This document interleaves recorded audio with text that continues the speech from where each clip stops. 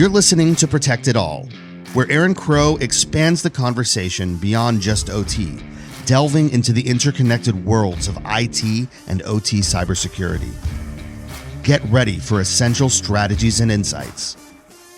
Here's your host, Aaron Crow. Awesome. Welcome to another episode of the Protect It All podcast. Excited. You guys have probably seen Neal if you follow me on LinkedIn or any of the socials. He and I are constantly doing stuff together, commenting, sharing, all that kind of stuff. I met Neal a couple of years ago. You probably heard the story, but we were both in kind of cyber in the same spaces. But we actually met on other social media platforms where we weren't exactly talking about our cyber stuff. And then we saw each other passing at multiple conferences, RSA and Black Hat. We're like, wait, I know that guy. And then we had a tequila together. And since then it's been the rest is history. So Neal, why don't you introduce yourself, tell everybody who you are and a little bit about your background. Yeah, man. Hey, anytime I get to hang with you for a little bit, I'm always in for it. So, and bonus if there's tequila involved too. Exactly. So, yeah, your podcast is heavily cyber, so I'll lean in on that side a little bit. I've had this really interesting evolution into the cybersecurity world in that one of my first jobs out of the Marine Corps was I got a job running the mailroom at a hedge fund called Guggenheim Partners. And when I was done giving out mail to some of the richest people on the planet, they'd always find me for new things to do. They'd be like, oh, get the guy in the mailroom to do the thing, right?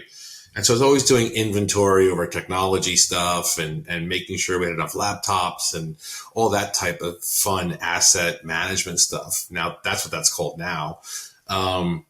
And ultimately, there was a project that I was working on about confidentiality of things that are being printed on printers at one of the most highly valuable intellectual property places on the planet, right? Which was this hedge fund, the internal sanctum of this hedge fund. And long story short, it just set off this really interesting journey for me about understanding how technology works and how memory works within machines. And I kind of kept on coming back to it over and over again. And so I evolved from Guggenheim Partners into a data product manager, overseeing some very large data sets that were funding data into financial data institutions and into financial algorithmic trading. And all kinds of data and tech and infrastructure stuff.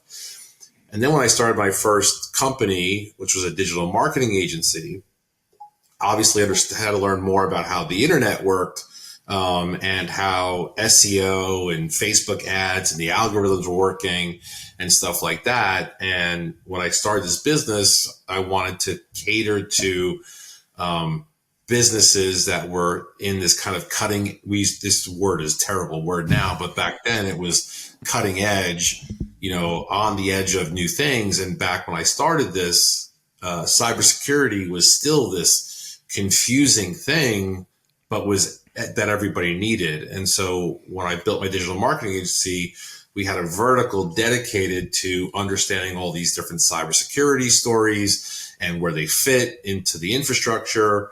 And I kind of inadvertently landed in having, I had clients who were identity authentication stuff. And I had endpoint agent clients and I had the beginning of AI clients, and every single one of them would have to explain to me how the thing worked.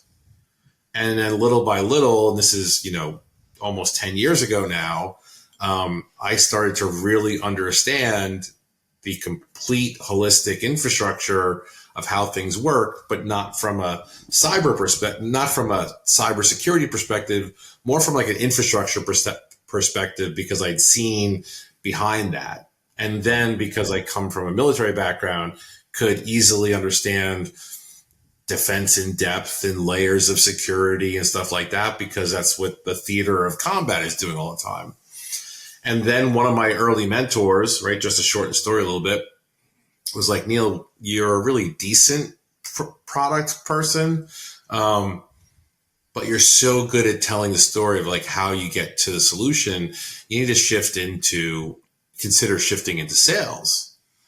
And this person mentored me for, I don't know, a year or two and taught me all these very sophisticated sales strategies and tactics, and really was a catalyst for me shifting gears. And so over the past, 7 or 8 years, I've, runs global cyber sales organizations, built sales channels across the globe, helped cyber startups and AI startups and different types of startups in all different capacities, coached the advisors, helped them raise capital, done their go-to-market strategies, done prospecting and all kinds of other stuff along the lines. And it's a fascinating world to me, this industry, because it's become so saturated, right, with businesses. It's still something that still needs to exist. The roles and designations are still confusing as to who actually should be doing what and why. And they still struggle, but it's still just it's such a big problem, but it's still in its infancy days and yet so sophisticated at the same time. And so, here we sit today, partnering on running different types of events, events all over the country, and this weird world of cybersecurity partnerships, selling, but also adding value as well. Yeah, it's been odd to me from obviously cybersecurity is very technical focused, and a lot of these super high technical disciplines, for me, I got to a certain place in my career where I hit this ceiling, kind of what sounds like what you were talking about, where somebody said, hey, I think you would be, you're a decent over here, but man, you're next level over here. Right. And you kind of took a sidestep and took that different path. I have a similar path. I didn't really move into sales necessarily. I've never had a job. Well, I've been a realtor since 2006. And so I've done selling, not in cyber. I've never been in a technical sales title. But I had multiple leaders along the way help me to understand my true skill set. And that skill set was, yes, I'm very good with technical, right? I'm strong. I'm a strong technical person for sure. And I should continue to hone that capability. But the bigger piece and the bigger value that I bring to the table is having those conversations where I can translate a super technical concept and idea, architecture, whatever the thing is, into non-technical speak. Not that the people, sometimes the board, they don't have time. It's like your generals, they don't have time to know every detail. They need to get the 5-minute elevator speech or the 60-second elevator speech and make it enough that they understand, and you're selling those people. So even if you're not working, and this is where I wanted to, in the back of my head, where I wanted this conversation to go, right, is even if you don't think you're a salesperson, right? You've never been a salesperson. You don't work for a vendor. You work at a power utility, or you work at Amazon or wherever the hell you work, and you're technical. You are a salesperson, because you have to sell your management. You have to sell the other teams. You have to sell people on your team. You have to convince folks that your ideas and the things that are going on and the things that need to be fixed, that they need to be done. And they have to, everything is pros and cons. It's weighted, it's all priorities, yes. If money were no option, time were no option, everything, we'd fix everything, right? But that's not the reality. We're dealing in, I have to make priorities. Do I fix this or this? Like, do I replace the tires on my car, or do I buy groceries? Like, sometimes it's that they both need to happen, which is a higher priority. Well, all of that, and like, for anybody who's listening to this, who's a cybersecurity executive, a CIO, head of enterprise risk management, any of these cyber-ish roles, right? What you have to realize is that this industry that you've decided to jump into or been in for a long time is very different from like how you build leadership, how you build leverage, how you actually operate. And because of that, it creates a very interesting thing where, with the average, life cycle of a CISO at a company being, I think it's like 18 months, right. It's like you have to move fast, to do things and be successful. And I'm a huge believer of like, unfortunately your network is your net worth. And if you're going to take a job where you have to be eyes on a screen, 8-12 hours a day, and you don't have a plan in place where on top of going to, get your CPE credits or whatever structures, like you need to be in an environment where you are constantly figuring out like, what's who are the people in your network you need to know? What are the skills you need to improve upon? What is the leverage that you need to go out and create and then bring into the workplace? And if you're not doing that, then you can't be shocked when you don't have that leverage and you get exhausted and burnt out and. Right. And I think it's like a whole, it's on that side. What's wild about it is you can definitely look at the organization of a cyber team and not be surprised when, things go the way that they go. Like that's just a harsh reality of this is like, if you look at the legal industry and you look at a high performing law firm, you look at the way those lawyers show up every day. You look at a high performing accounting firm, which is a very boring business in my opinion. You look at a really good accounting firm, they all kind of show up in a certain way. There's a certain way of doing business in their space. And yet in this space, it's all over the place, right? I mean, if you go to a cloud company, there's a culture there. You go to a non-cloud company, there's a culture there. You go to on-prem, there's all these different layers to it, right? Hence, the layers of security here. But I think that cybersecurity people miss huge opportunities by not having solid relationships, not only with other CISOs, but with, value-added resellers and vendors who can deliver lots of value to them in very powerful ways. And it's a huge setback for people. Yeah, and that's been a frustration in mine in the industry. You can go get your CISSP, you can get your Cisco certification, you can be a certified ethical hacker, you can get your firewall, certification. There's all of these career paths, certifications, ticket, certificates, all that kind of stuff on the technical side. But again, we're lacking the skill and the up leveling of our workforce in these softer skills. So I was fortunate enough, and I've talked about it before, but I'll briefly talk about it again, is when I worked for the power utility here in Texas, they brought in a third party, a consultant, and they brought in the rising, leaders, the ones that they thought would be the next level of leaders in the company. And they put us through this thing called Leadership Circle. And in that, we did soft skills. We did presentations and book reports, and we got up in public speaking, and we did all of these networking and presentation and how we show up and our appearance. Like, they weren't telling us like what to wear necessarily, but they were just really showing us all of those things matter.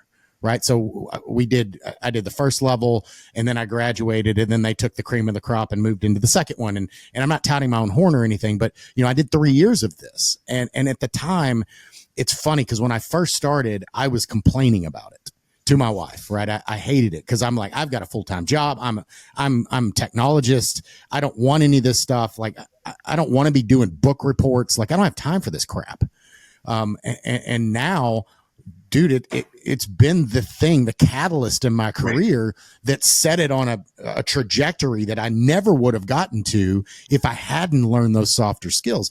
Yes, I would have had a good career and continued a good career on the technology side, but I was already at that, kind of cap. I could go get another certification maybe, but there really wasn't a path for me to really continue to, grow my career other than just sit where I'm at and, continue to grind it out until the end. But it's opened so many doors, and it's really, I was a CTO of a company, and, I saw I worked at one of the big four accounting firms and as a consultant, like I was having different conversations. I was in different rooms, and yes, I need to lean on that technology side, but I think organizations really miss out on, the bettering your people.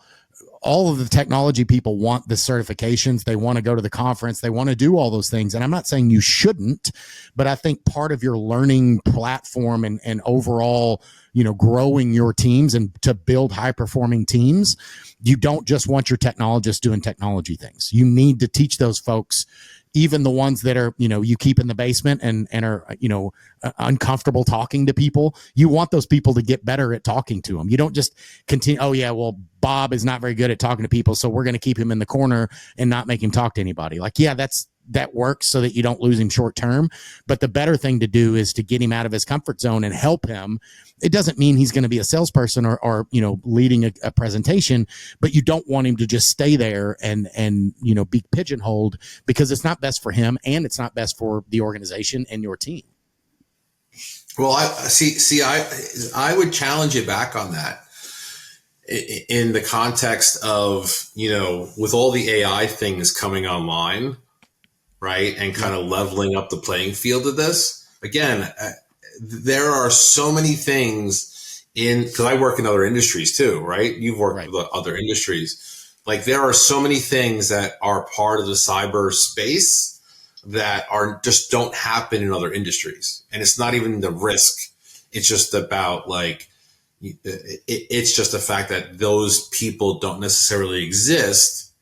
And the reason why so many of them existed at some point was because some of the process that needed to be done was such a complex thing. They had to go and hire abstract thinkers, right? In order to process it.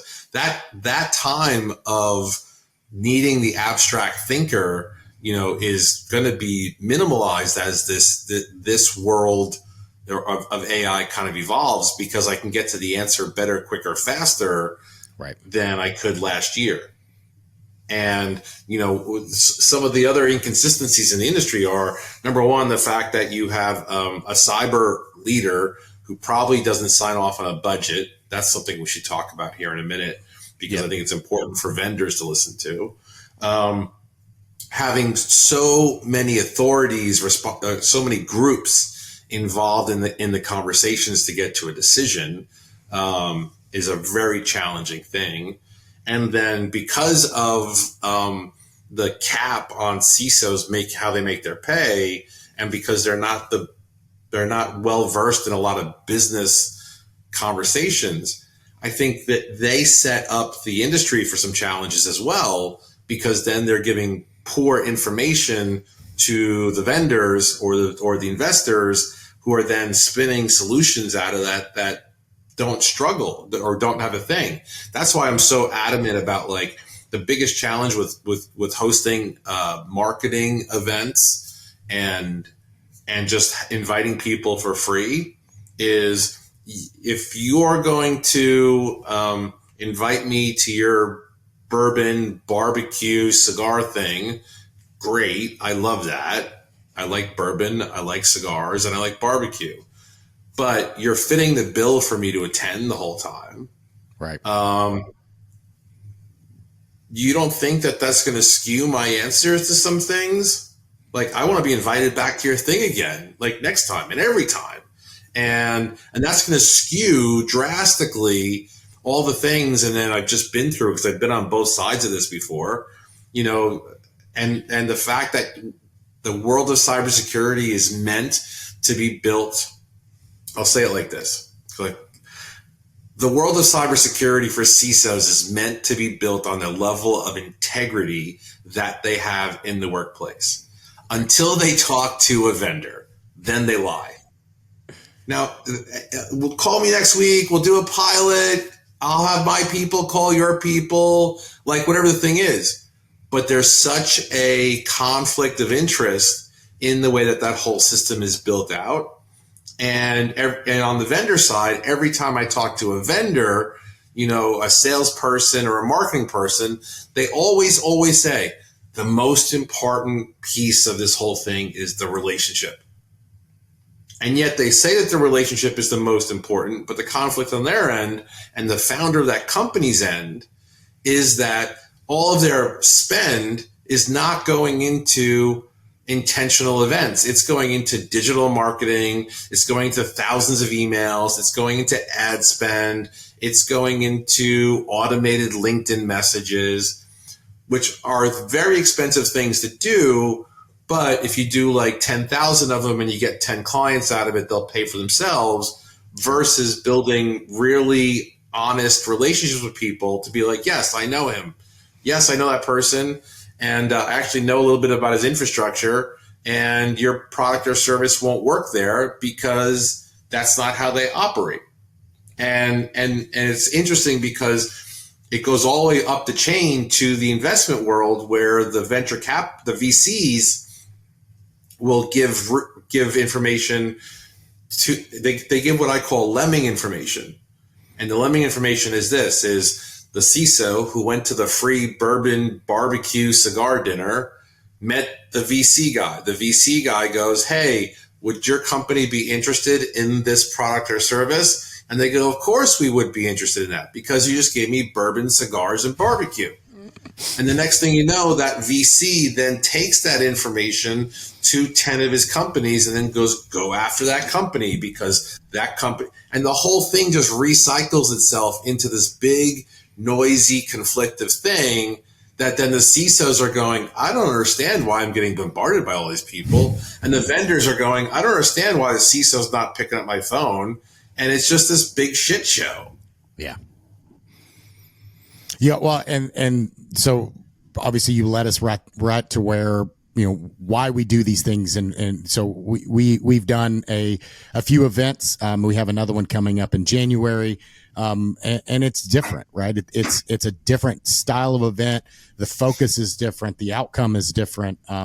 And we really put that in mind, again, because of probably the differing backgrounds of us and how we've approached things, and the value that we've seen, right? And coming from other industries and how we've seen all this. So that's why, we do these events. So just really quick, we're putting on an event at STACCATO Ranch.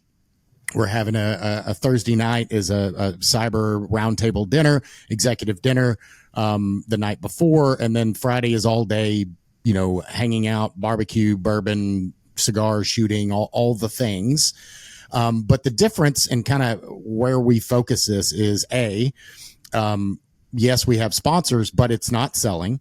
They're not getting up. They're not giving a pitch. There's no PowerPoint presentation. There's none of that. And it's the other probably biggest difference is the CISOs pay, the cyber executives pay. Now, granted, they're not paying full price. They are being subsidized somewhat by the sponsors intentionally, but they're having to show up. So what that means, to your point, is the cyber executives, they're paying their way, right? They don't feel, not that they intentionally feel that way before, but they're showing up on their own dime. They want to be there, and because it's about networking, and they're not being sold directly, the same way that you do it. Any of the, I won't name the conferences, but all the big cyber conferences that we all go to, you go to the party, you sign up for all of them, you show up to whichever ones you feel like, and then you're just there for the swag, the beer, the drinks, and then you bounce to the next one because that one didn't have as good of a showing. Whereas this is intentional. These folks are signing up. They're putting their money where their mouth is. Many of them are traveling from around the country. They're staying in a hotel. and they're attentive. So like we're putting cyber leaders and vendors and sponsors all in the same place, and we're saying, hey, go break bread. Hey, go do an activity. Like we're doing team building and getting to know you. And it's not the stupid, cliche, dating game where you ask these silly questions and you hope to get to know each other better, which those can help. But you're going to be spending a day and a half with these folks. By the end of it, you're going to know the CISOs, you're going to know the vendors without them having to give a PowerPoint presentation. You're going to know everything they have and everything they know because they're going to have gotten to know you, right? So in 6 months, when they need a cloud vendor or a vulnerability detection product or whatever the thing is, they'll be like, hey, Bob has that capability. That's what I want to go to. So yeah, I mean, ultimately it's the whole intention and design around the event that we're doing is to be different and to give folks the opportunity to be in the room. When you go to RSA or Black Hat or any of those, you pay, $100,000 to sponsor those things. Yeah, you get 3,000 people that come by your booth. 3 of them are, maybe 10 of them are actual interested in your product and have budget and need to buy something in the next year. But at the same time, you're chasing those 3,000. Again, when I come back from Black Hat, I get 1,000 freaking emails from their sales team. Hey, thank you for stopping by my booth. Let me talk to you about XYZ. When I'm not interested at all in their product, I just like their t-shirt or their hat or their socks or whatever they were giving. I had zero interest in their product whatsoever. And they didn't even ask me. Well, I was just talking to a CISO this morning about it. I was trying to explain the differences in these events. And I was thinking about it from this perspective, right? Let's just say, for example, 2 people take off on a Friday and they go to a baseball game and they get nosebleed seats, right? So they're like $20, $30 or whatever it is. And they go up in the nosebleed seats and the weather's nice. And they're watching a baseball game, and you know what? If the goal of that game was just the goal of them going to the game was just for 2 people to get out of work for the day and not have to be in the office, they could totally be like, this is awesome. We're not in the office. We're not doing the work, right? Like that's totally a thing that exists for some people. However, when they are at the game, at some point, because I've done this before, you've done this before, everybody's done this before, you're going to look at people in other seats and you're going to be like, you know what? I wish I was down there. I wish I had more access. I wish I had better exposure. Maybe even I want to meet the players of the game. I wish I could be down there. Right. That's very, very different than 2 people who decide, hey, we're going to make an experience out of this. And those are the people that go, you know what? We could get like $30 seats or $50 seats, but we're going to spend $200 on really, really good seats. And we're going to sit really close, maybe even do a VIP experience, because even though you're sitting there down to lower seats, guess what? In nosebleed seats, those people are still paying, for $14 beers and $14 hot dogs. You're just experience changed. Right.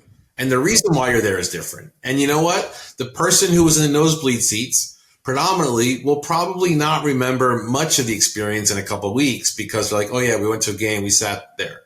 The person who had the VIP experience, who sat down lower and got to meet people and got to sit with people, creates a very, very different experience. Yeah. And I'm a firm believer that this modality of like the people that you have a network with is really your net worth. Sure. And the proximity to people that you have and the environment that you surround yourself with in this community is so lacking because cybersecurity is no longer about actual security. Right. Because every single person in the cybersecurity space like has that checkbox. That box is checked. Now it becomes about how do you get leverage in your leadership position? How do you make money or make more money in the organization? How do you save the company money? Or how do you reduce risk? Yep. And then the final thing I'll say here on the vendor side, which is fascinating to me, is that if you are selling into the enterprise and you don't use a 3-prong approach, you just don't have a deal. You just don't. And so I've what's looked that at enough 3-prong?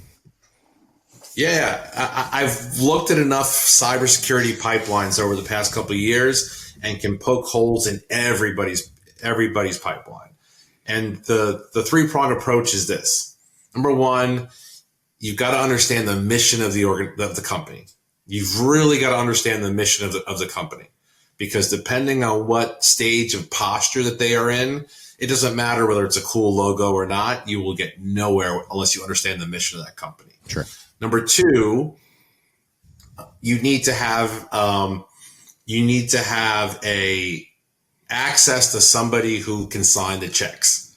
You need to know who the budget person is. If you don't know who that person is and someone's holding their cards tight, the person who's in charge of your conversation doesn't have the ability, is scared they're going to lose their job, and doesn't have that relationship, and you're going to lose that deal anyway. Sure. And the third one is you've got to have control over like the fact that this is something that they actually can tie to a initiative that the company has. And what you don't realize lots of times is lots of cyber leaders have an initiative. They have their 3, 4, 7 initiatives for the year that they're trying to do, and they will dance, they will play around, they will want their bourbon and want their barbecue.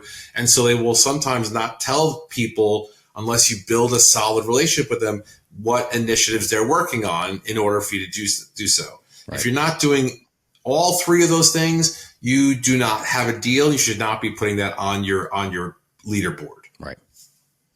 Well, and that's funny that you say that, right? Is it's really easy to, again, like going back to the conferences and, yeah, I signed up for your thing. I went to your booth and yeah, you reached out to me and yeah, we're having this event and yeah, I'd like to go to that thing. But do you have any desire or any need for my product? Oh yeah, sure I do.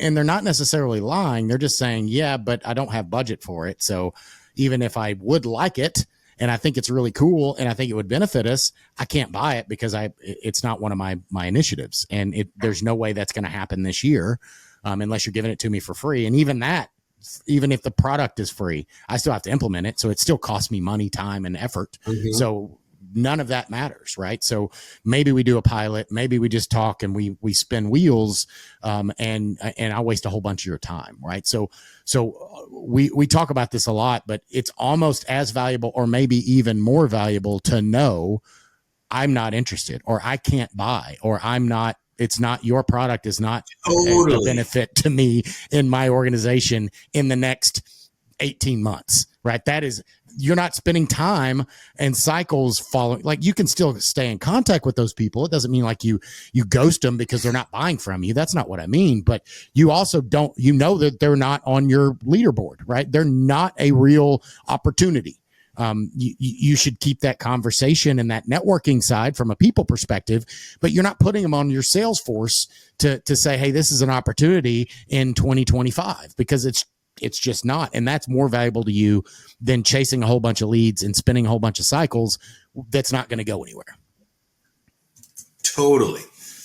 It is so much more valuable to be told the no, to chase the no, as I like to say, and also like understand what the background of that no is.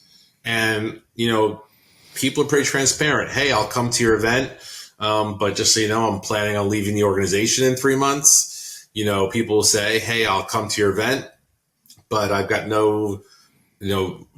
don't get along with my CIO and I get nothing approved. Or even something as simple as, because a lot of us who have been in cyber for a long time know what it's like to get a contract signed for 2 or 3 years, asking them what their contract cycles are like, or what their procurement cycle is like, is very, very powerful questions to ask people. Yeah, 100%. So how how is an event like this different, and how powerful it is for a cyber leader? And what benefit do they get to doing a different event like this? And the same thing for the vendor sponsor folks. Like, why is this different, and why? Because that, that's the question we get a lot from both sides of the coin. From somebody looking to sponsor, like, why? How do I justify this and explain this and show that ROI to grab those marketing dollars? And the same thing from a CIO or CISO or cyber leader who gets a lot of things. Why is this the thing that they should focus their attention beyond just the barbecue, the bourbon? Obviously, those are easy things, but the real value add, like, why is it beneficial? Why should they spend their time and their effort in this type of event? And what is the differentiation for it?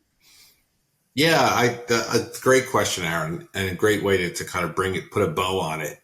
I think 9 times out of 10, I think on the vendor side, they think that there's this like digital marketing to sales qualified lead conversation that happens, that if you're at this company, you've told me you like my thing, and we've had a conversation, that might be a qualified lead for a conversation. And I think that's where it gets lost in translation, because everything's supposed to be able to go into a CRM these days, versus I think, it is, hey, I know this person, I built rapport with this person, I built some trust with this person. And when I ask them those qualifying questions, I know I'm going to get honest answers, versus like, yeah, we should talk next week. Right. That's on the vendor side. On the CISO side, I think it's extremely valuable to be in proximity to other leaders in cybersecurity, other people who want to be in decision-making roles, and learn what it's like to have these very intentional conversations, and also be able to be like, test the waters on like, are you shackled to a desk every day? Is like that the job that you want to have? Or can you tell your organization that I'm going to an offsite, I'm going to meet a whole bunch of other potential, tools and platforms and structures, and I'm going to be learning from other cyber leaders. Like, those are the words you want to be using. Yeah, that's a great example. The funny thing is, you look at Black Hat or RSA or any of these larger conferences, and they all have a business justification letter. They actually help you. Hey, if you want to go to this conference, here's the letter that you can give to your management to justify being there. And usually it's focused on, I'm going to learn technical skills. Yeah, maybe there's some networking there. I'm going to learn the latest and greatest tech and capabilities that's out there, but understanding that, right? So that's a soft skill. It goes back to that soft skill capabilities that we were talking about earlier of, I need to be able to sell myself and this offer or opportunity as what it is, right? It's not just, it's not going to a baseball game and checking out, right? It's really, you're going to be there. Last time we had 35 or 40, folks there. And a lot of those cyber executives, they were networking. Yes. Look at somebody like me, right? So I've been both a cyber leader, on the client side, and I've also been a vendor. I've been both sides. But just because I'm currently wearing a consultant hat doesn't mean that I don't have value as an asset owner, right? So when you're having those conversations in those places, I bring value, even if it's not something I'm trying to sell you, right? I'm talking, hey, totally. When I was wearing that asset owner hat, these are the things I experienced, and this is how I overcame that, and how I convinced my management to buy this, and all that type of stuff, right? So there's a whole bunch of that going on at these places, and it's hey, I remember Aaron used to do this, or hey, Neal had this experience. Let me reach out to him, even if I'm not trying to buy anything from Neal, and like, hey, Neal, by the way, I'm not buying anything, but you talked about something at this event, and I'm having a similar issue. Do you mind giving me 5 minutes, right? And those relationships and connections are so freaking valuable that I don't think many people don't focus on them enough. And that's really the point of LinkedIn and networking events and things like that. It's not just about the bourbon and the cigars and the barbecue. It's really those connections and that the knowledge and the friendships that you can build that can, it's mutually beneficial to all parties if you're actually giving in and showing up in integrity and kind of giving and taking at the same time. 100%. And I think you just summarized it beautifully. Like, it really is like, if you're going to play in this space,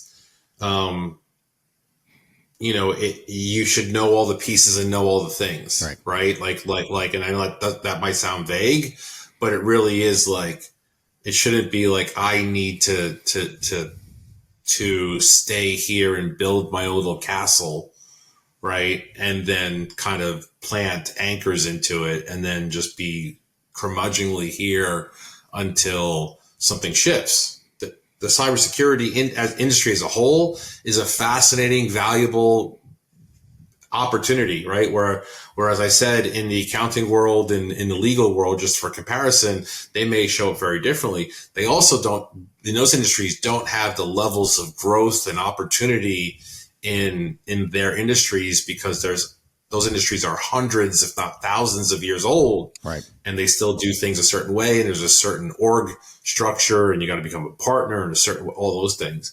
So in cyber, if you become good at what you do and great about how you do it, you will be successful. And you will not be one of those people. Unfortunately, there are lots of them that just go on LinkedIn or like, I lost my job and I don't know where to start.